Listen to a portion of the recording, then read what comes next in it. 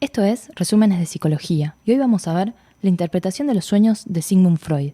Publicado por primera vez en 1899, fue actualizado por su autor en numerosas publicaciones posteriores, siendo su última versión la del año 1930.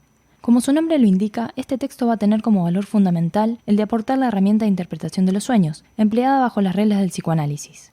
Pero para ello, Freud hace una introducción que responde a una serie de preguntas. ¿Cuál es la función de los sueños?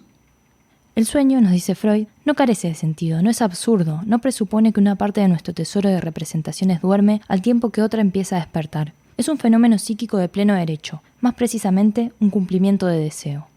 Si bien Freud, en un texto posterior, denominado Más allá del principio de placer, reformulará esta máxima, para la publicación de este texto sostiene que todo sueño es la realización desfigurada de un cumplimiento de deseo.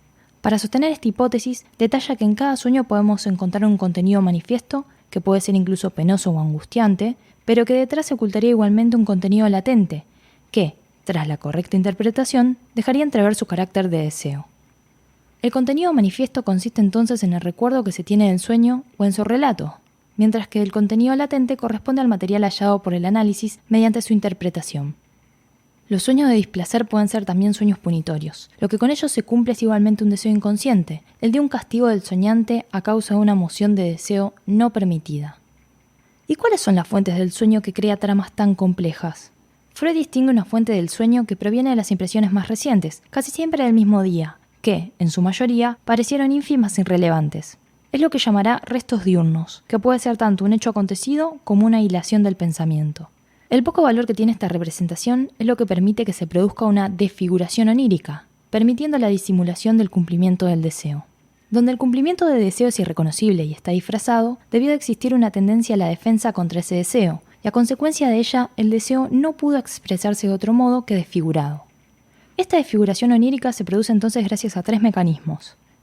El desplazamiento, que sucede cuando una representación que tiene una gran carga afectiva, pero que se encuentra en el inconsciente, utiliza eslabones intermedios para imponerse y lograr su acceso a la conciencia, desplazando o trasladando su carga afectiva a representaciones de intensidad débil, es decir, de los deseos inconscientes a los restos diurnos. La condensación, que consiste en acumular la representación de varios elementos en uno solo, como ser personas que en el sueño representan a más de una persona, o cuando, por ejemplo, soñamos que estamos en una habitación que luego se transforma en otra habitación. Las expresiones lingüísticas, por su carácter multívoco, es decir, que poseen varios sentidos, facilitan este proceso de condensación onírica, del mismo modo del que es empleado para el ámbito de los chistes.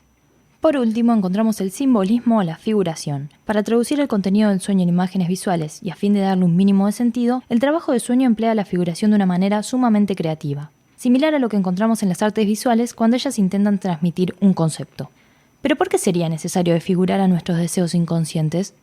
Que el contenido latente del sueño tenga que ser desfigurado para ser accesible al sueño, da cuenta de una censura que recae sobre el mismo. Donde el cumplimiento de deseo es irreconocible y está disfrazado, debió existir una tendencia a la defensa contra ese deseo, y a consecuencia de ella, el deseo no pudo expresarse de otro modo que desfigurado. Tenemos derecho entonces a suponer que los causantes de la plasmación onírica son dos poderes, o corrientes o sistemas, psíquicos que hay en cada individuo, de los que uno forma el deseo expresado mediante el sueño, mientras que el otro ejerce una censura sobre este deseo onírico y por ende lo obliga a desfigurar su exteriorización. En este punto, Freud hace uno de sus primeros acercamientos a la idea de sistemas que actúan de forma dinámica a través de cargas o investiduras de energía psíquica. Estos consistirían en una parte inconsciente, inaccesible a la conciencia, que no conoce otra meta más que el cumplimiento del deseo. Una parte preconsciente, que bajo ciertas condiciones puede alcanzar la conciencia. Y una parte consciente, que recibe las percepciones psíquicas. ¿Y cuál es la utilidad de este conocimiento para el psicoanálisis?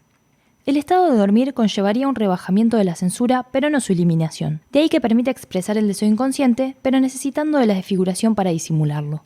El sueño se constituye así en una formación de compromiso, es decir, una especie de conciliación entre las fuerzas en juego que pugnan por expresar y reprimir al mismo tiempo.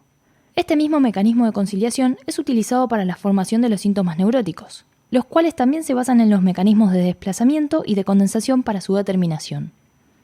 Y como la técnica psicoanalítica elaborada por Freud para el tratamiento de la histeria requería traer a la conciencia de los procesos inconscientes, encontró en la interpretación de los sueños una vía regia hacia el conocimiento del inconsciente dentro de la vida anímica. Esta forma particular de interpretación de los sueños requiere que el analista le presente al paciente el sueño que éste le detalló, pero devolviéndoselo en fragmentos, sobre los cuales el paciente deberá evocar las ocurrencias que puedan surgir sobre los mismos, aplicando la regla fundamental de la asociación libre. Para esto se requiere cierta preparación psíquica del enfermo. Hemos de conseguir en él dos cosas: que intensifique su atención para sus percepciones psíquicas y que suspenda la crítica con que acostumbra a expugnar los pensamientos que le afloran. Debido a que este texto constituye un ejemplar de gran volumen y, movido también por las sugerencias de sus colegas, Freud publicó 2 años después, en 1901, una obra titulada Sobre el sueño, donde resume las ideas más importantes de la interpretación de los sueños. Esto fue Resúmenes de Psicología. Hasta la próxima.